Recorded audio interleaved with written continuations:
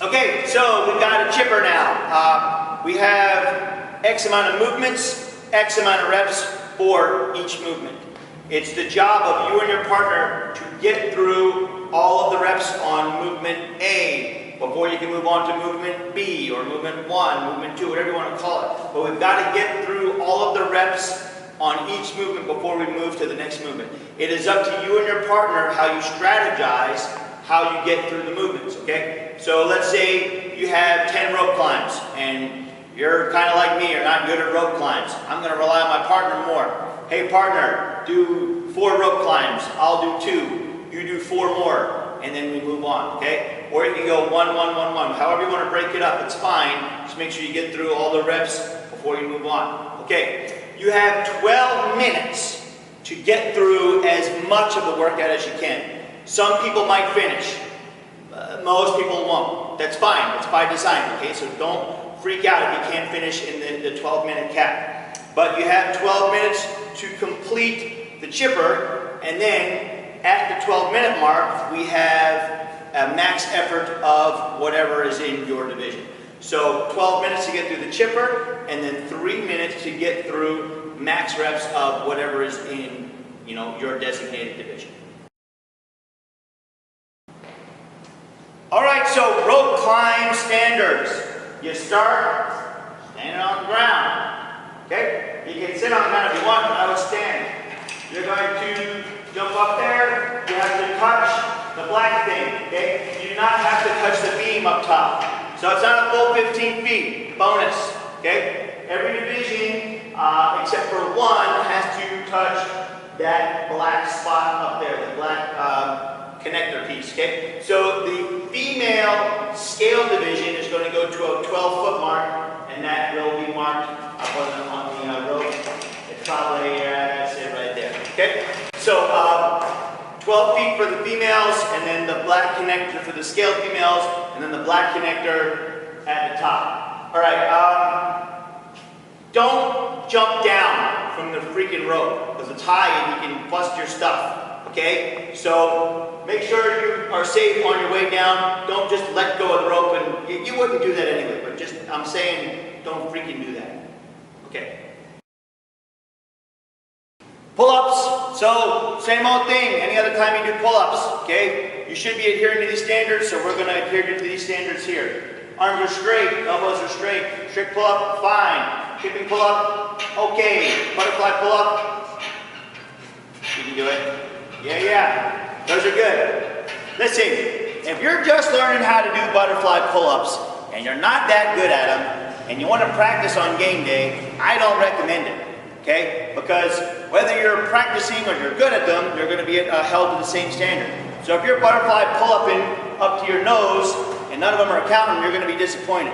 So don't be afraid to just do a little slower and do the kipping pull-up, or if you need to do strict pull-ups, it's fine.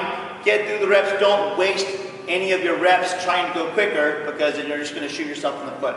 All right? Okay, so handstand push-ups. We've got a wall. We've got a person.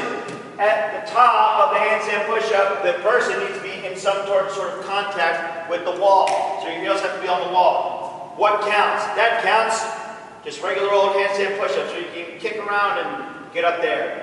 Either way is fine. You got to make sure that at the bottom, your head touches the ground all the way, and then at the top, we've got both feet against the wall. So if you push up and you're on your way up, you're drifting away from the wall, and then you're fully locked out, but your feet are out here, and then you come down, doesn't count. So get out of the way, and then your partner will get in there and do some work, okay? Okay. Next we've got toes to bar. Standard for toes to bar is real simple. But you got to get your toes, touch the bar. Now bang boom. There it is. Now, what counts? This counts, that does not count. You can't put your feet on the outside. You can't go one at a time.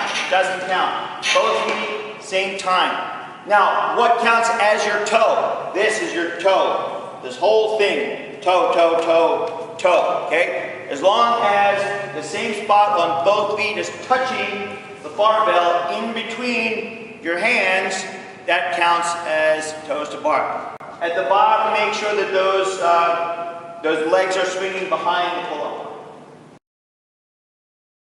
All right, everybody's favorite, one-legged squats, pistols, whatever you want to call them. This is the last movement in the chipper, so some people might not get here, lucky for you. When you're doing these, we got to make sure that we're adhering to some pretty basic standards, okay? First one is squatting below parallel, okay? Second one is your foot can't rub against the floor on the way up. So as you're coming up, you can't have that foot sliding along the ground. You're allowed to assist yourself by holding your foot, okay? That's fine. You got to make sure that you stand up at the top of the pistol. So if you're standing up from the pistol with one leg, you lose your balance, you put one leg down. Can you show that? Okay? No rep. Make sure that you stand all the way up with the one leg before it counts. You do not have to alternate sides. Okay? You can do 17 with your right leg and then have your partner do alternating if they're good. That's what I would have to do. I would have to just do all, this is right leg, I would have to do all right leg, and then my partner would go and do better than me, okay? It's fine. It's a partner workout, so do the best you can do with what you got, all right? Pistols. Yeah, how about that? You can't do the flamingo thing. So, and watch it, watch now. That's no good. Your freaking foot's got to be in front of there. You can't put it behind you, okay? What are those, skater squats? You can't do those. You can't do the flamingo kind. You got to make sure that your foot is in the front, but you can hold it. So, be good. Okay, so hand release burpees to a plate. So we've got a top and a bottom standard, and that's to make sure that we're not having any of those silly burpees. You guys have all seen them, the sideways, hardly even a burpees. So at the bottom, we get those hands off the ground. At the top, you hop onto the plate. That's it. So you can clearly go laterally. You can go forward. You can do whatever you want. Can you step onto the plate? No. You have to hop onto the plate. So just like a box jump, like a 3-inch box jump, you actually have to hop onto the plate. You cannot step onto it, okay? Make sure at the bottom that you're actually bringing your hands off the ground, or else that rep doesn't count. Make sure all your reps count. Don't waste your efforts. Okay, so if you are going to strategize your burpees by doing I go, you go, meaning I do a burpee, my partner does a burpee, back and forth, one at a time, you have to make sure that you are waiting for your partner to hop off of the plate before you go down for your burpee. Okay, or else your judge is going to have a hard time keeping up. And if your judge doesn't keep up, you're going to get misrepped or no repped, or your reps aren't going to count, and that's the last thing you want. So if you do one at a time,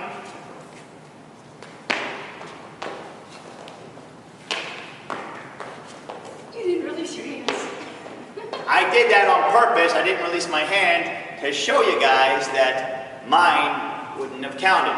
You have to make sure that at the bottom of your burpee, you release your hands. I know how to do it. I'll show you right here. That one counts. Okay, so lunges. The standard for lunges is pretty darn simple. You got to touch your knee to the ground. Okay. Now, there's going to be a couple things that count.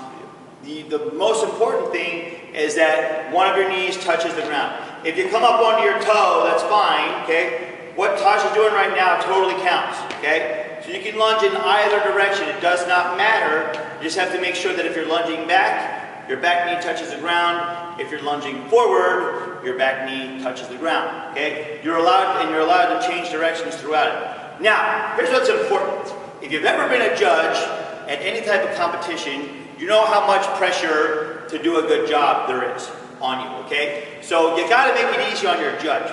If you do goofy stuff like this,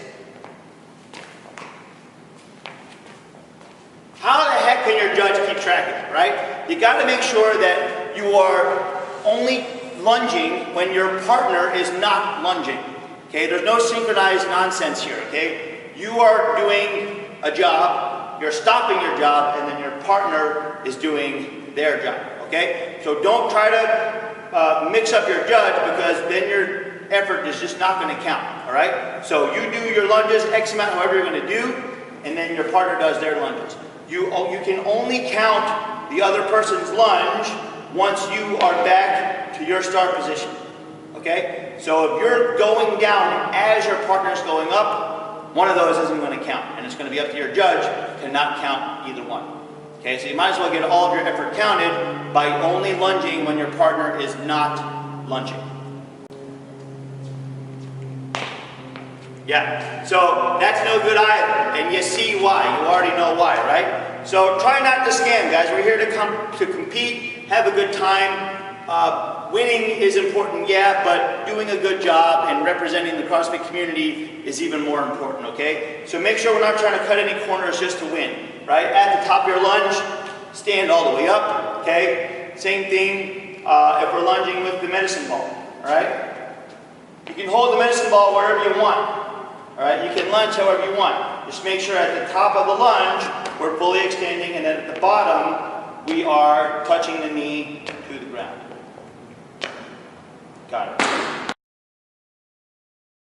Okay, let's talk about squats. So we are going to squat, but we need to hold a medicine ball. That's how you do it.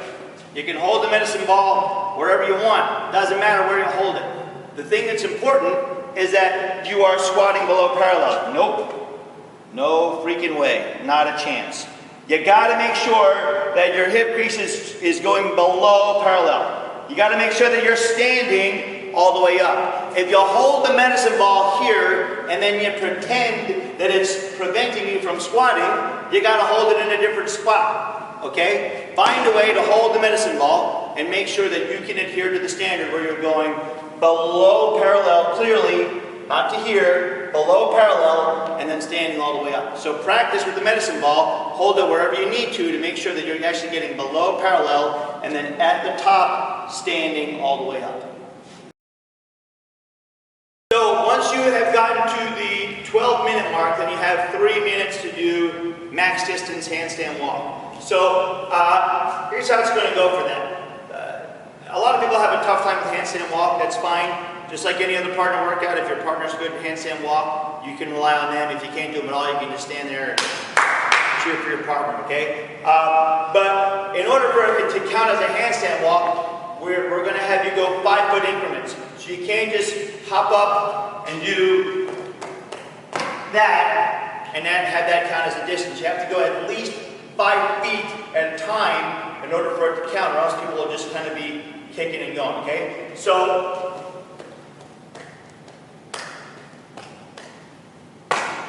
we have to go at least 5 feet actually walking on your hands, not just falling forward, okay? So that's the standard for the handstand walk. You have 3 minutes to get as far as you can, 5-foot increments between you and your partner. Okay, so for the intermediate division, you're going to have 3 minutes to do as many handstand push-ups as you can between you and your partner. So you can do strict handstand push-ups or kipping, it doesn't matter. Just make sure that we're following the standard of touching your head to the pad all the way down, and then make sure at the top we've got both feet touching the wall, okay? So it would not count if you stood up, or not stood up, but pressed up and then your feet were out here away from the wall. They have to be touching the wall at the top for the rep to count. Okay, for the wall climbs, they're going to be in the scaled and beginner divisions. The standards are very simple. We are starting at the bottom. Chest is touching the ground. Hips and knees are fully extended, so we cannot start in a position like that. That would not count as the start position, okay? So we have to start fully extended. For the intermediate, or for the scaled rather division, we are going to walk up the wall until your nose touches. So your judge is going to look and see if your nose actually makes contact with the wall. If you touch your forehead, you can do that too, some part of your face. Okay. For the beginner division, we are also doing wall climbs. The standard here, though, is that we are going to pass a mark that will be clearly marked on the mat so that you can see it. So, same standard at the bottom, but we're walking up until our hands pass the blue line. Okay?